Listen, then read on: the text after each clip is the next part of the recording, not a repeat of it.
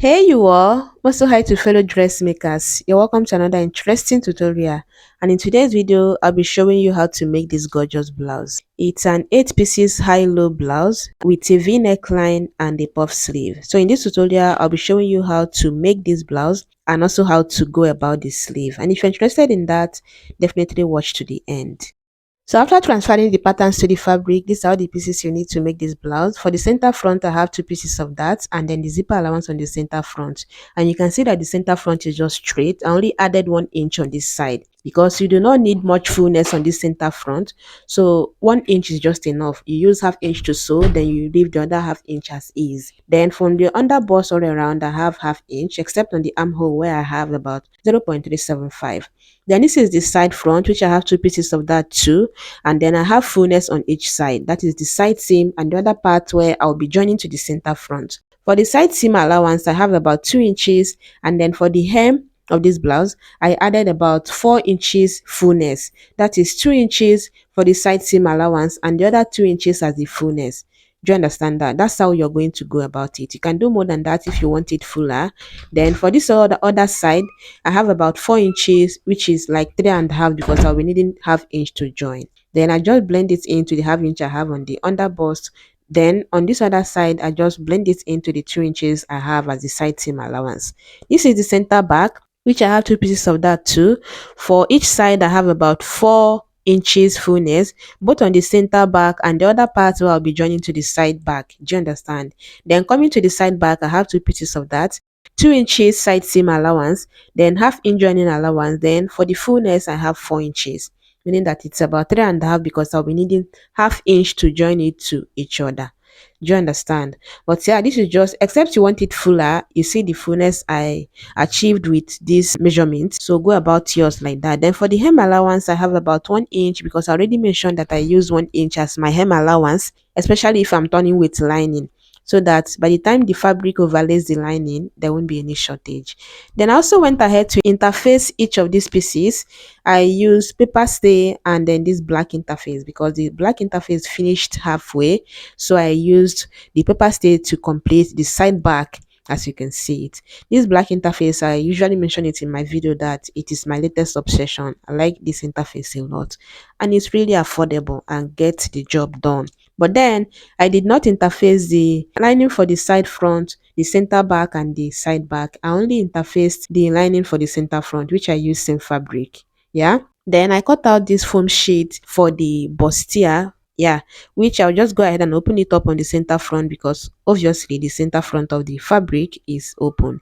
Then this is the side which I like to cut it like this if you already know me, so that I know that I'm placing it like this on the fabric. And now what I'm going to do is to just take my scissors and open it up here so that we have two pieces of this center front pad. Yeah, then I'm going to be placing it on the fashion fabric. You can decide to pad your lining and leave your fashion fabric like that, but if you know the hack to iron your bustier very well, you won't be afraid to like pad your fashion fabric. So what I'm going to do is to just arrange it like this, then I'll go to my sewing machine and sew it just exactly on that half inch that I'll be using to join it later.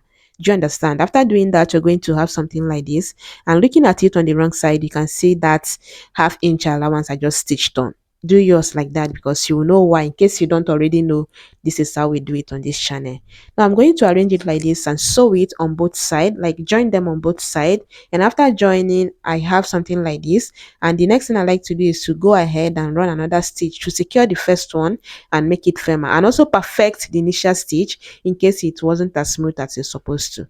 So after doing that, you're going to have something like this, and the next thing we are going to do is to cut off this excess foam we have along here. That is the essence of you stitching it down, not close to the edge of the fabric, but on that same half inch that we'll be using to join it to the other one. Now you're going to take it out exactly on that point, just very close to your stitch line, but you are not cutting through your stitches. You see that I did not cut out the fabric allowance, you are only cutting out the foam sheet. And if you use wadding, it's the same method. If you use wadding, you know that you use your iron to gum it. Just use your hot iron again, press it on that point so that it's easy for you to like take it out and trim it like we did here. Now what you're going to do is to just open up all these seams and iron it smoothly. But before that, you're going to notch on the curviest part of the bustier. Just check where it's very curvy and notch it there. You only need one notch, except you want to, you can have more than that, but you only need to notch it on the curviest part so that it's smooth when you are ironing it. And once you're done notching, you are going to now go to your ironing table and press open all the seam lines so that it comes out flat. After taking out the allowance, that foam sheet on the allowance part, after ironing is going to come out neat. You can see there is no bubble anywhere on this bustier part, and that's the reason why most people choose to pad their lining instead of the fashion fabric, so that it doesn't come out looking rumpled and not smooth. But with this method, you can see how flat it is in and out, very smooth both on the surface and inwards. Now, the next thing we are going to do is to bring in the lining, but before we turn it with the lining, you are going to take out any excess you have on the down part. Just take your time and trim it out like you see me do it here. And after doing it both on the fashion fabric and the lining, you're now going to take out half inch on the hem of your lining. You can see that here. Just take out half inch, just so after sewing, your lining won't be popping out on the hem of your blouse. Do you understand? Now you're going to arrange them, sew the neckline first and top stitch, following the exact outline you have on the neckline. Then you're going to match it up on the hem and sew it too with about half inch or 0.375. You can decide to top stitch on the down if you want to, but after sewing the neckline and the down, you sew the center front and the side seam. You're going to repeat the same thing on this one too. Take out the excess down there, and then for this back, I already pinned them down how I'm going to join it. There is no zipper on the back, so you're just pinning everything down both on the fashion fabric and the lining. So after I was done doing all of that, this is what I have. I have the front ready. We have two pieces now. Yeah, because the zipper is coming to the center front, and in and out it's coming out very neat. Now the next thing we are going to do is to fix the zipper, which I have this option of this stone zipper. But you know how this thing behaves, especially as I'm working with a busty person. But you know also that people choose this stone zipper because they feel it makes their outfit appears more expensive. So you just give them what they want. But if I'm to choose, I would use this one with this iron zipper because it's stronger than the other two options that I have. Yeah, this one is the invisible big head, as they know it in my area, but I would rather use that stone zipper than this invisible big head. I don't know, I hate that zip because while you're still fixing it, it already spoiled. So what I'm going to do is to just use this stone zipper, but I'll be adding another fastener that's like a hook and eye to help hook it first before we zip, so that it will not disappoint her, especially as she's also busty. Yeah, it will also help in zipping it. We'll talk about that later, but for now, this is the back after joining. This is the lining for the back after joining. I'll first trim out this pointy part we have here so that it's well rounded on that hem, the exact way we did it for the front here. Before you now go ahead and take out half inch on the hem of the lining. You're not doing that on the fashion fabric, just on the hem of the lining this way. And after you're done, you're going to place it on the fashion fabric, but I'm trying to take out this pointy part because if you leave it like that, it's also going to be pointy and comes out longer than the front. Do you understand? So after that, you're going to arrange it right side of the lining, going to the right side of the fashion fabric. Then you sew the neckline and top stitch before you arrange your fashion fabric on the hem, and sew it before you sew the two side seam. And after I was done fixing the zipper, this is what I have. And I shared a hack on how to work with your stone zipper when it's excess like this. That video went viral, but I'm doing this again because some people say that after taking out the zipper teeth with their scissors or a plier, and after doing it, the zipper head goes out. I don't know how you people do it, but you're simply taking out the zipper teeth on your zipper. Yeah, this teeth on your zipper. After that, you're going to finish up the exact way you finish your regular zipper. You're folding it in this way. Yeah, then you stitch it down. It's already secured. You can decide to also stitch it after turning it like that, but I don't do that. And then when you zip it, you see how I'm doing it, how I'm forcing it to go out, but the zipper head is not going out. That video went viral, but most of the comment I saw was after trying it, my zipper head went out. How? So just go about your stone zipper like this. That's just how you go about it. It comes out neat instead of trying to use it to decorate your neckline. But after doing that, the next thing we are going to do now is to turn the shoulders, and I'll be using the lining of the back to turn the shoulder so that the allowance goes to the back.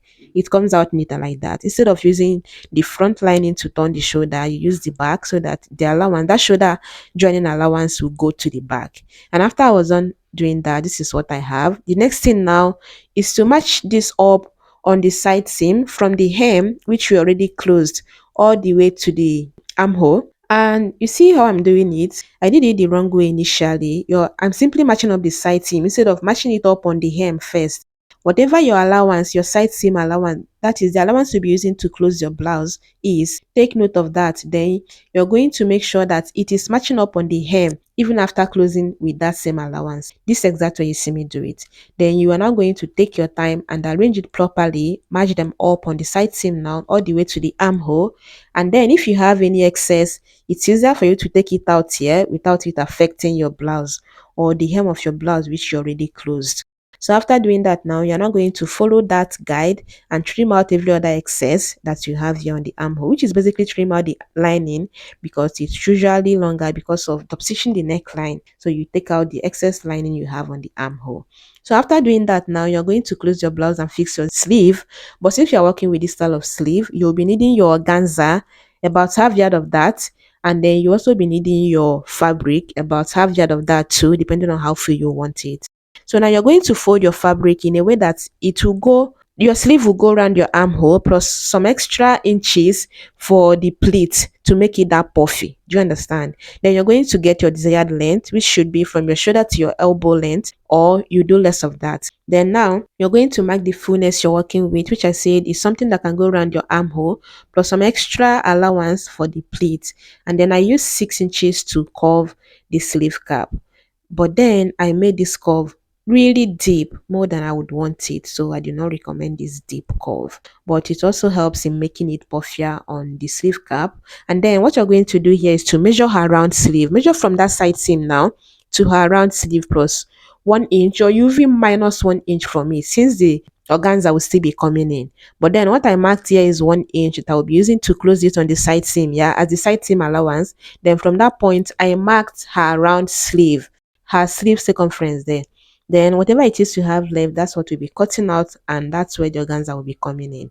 Then you start from the sleeve top and come down to 4 inches. I use 5 inches, but I recommend you do 3.5 or 4 inches, so that depending on the length of your sleeve anyway, depends on how much you're coming down there. But yeah, the organza was so short at the end of the day, so make it 4 inches or 3.5 from the sleeve top.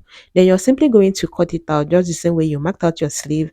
And after that, you're going to cut out this V, adding your joining allowance of about ½ inch. You see that I did not cut it out exactly on that line that I marked. Now you're going to fold your organza, fold it into 4 because you'll be needing 2 pieces for each side of the sleeve, yeah? And then you're going to place this one in a way that you will add extra allowance if you want to, or better still, just cut it out as you have it there. But I choose to add about 1 inch on each side, so that after sewing with ½ inch, I'll still have the other ½ inch as excess. Then on the down, I added my stitching allowance because you'll be closing it on the down. So what I'll do is to just go ahead and close it like this.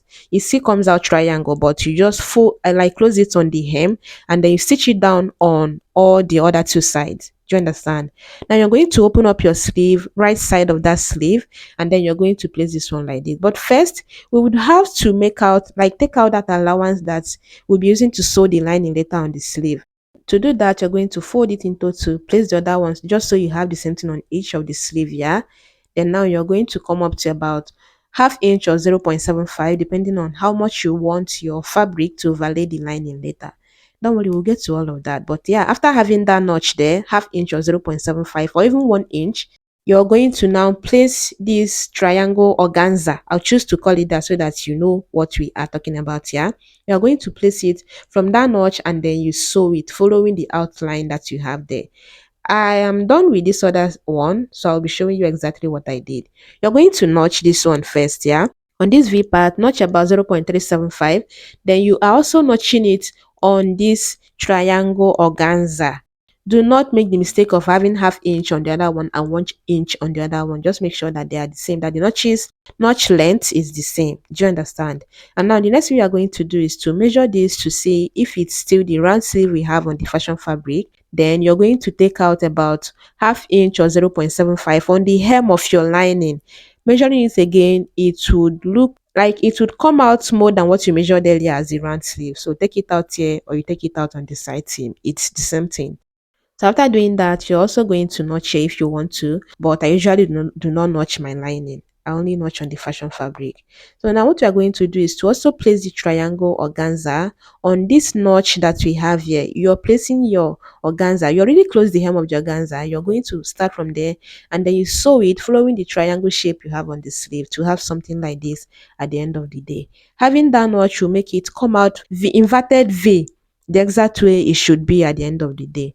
Now you're going to place your lining right side to the, there's no right side of the lining anyway, but if you have a right side of your lining, go ahead and place it right side to the right side. Then now you're going to first sew the hem. Yeah, after sewing the hem, make sure it's you're starting that stitch from where you place the triangle organza so that at the end of the day it won't be looking somehow. You're doing it on both sides. Sew the hem first. You see how I placed it here? Just go ahead and sew it on that hem of the sleeve first. And after doing that, you are going to have something like this. After doing that, you're going to top stitch on the lining just to secure it, or you basically iron. But if you cannot iron, I recommend that you top stitch just to make it lay flat there.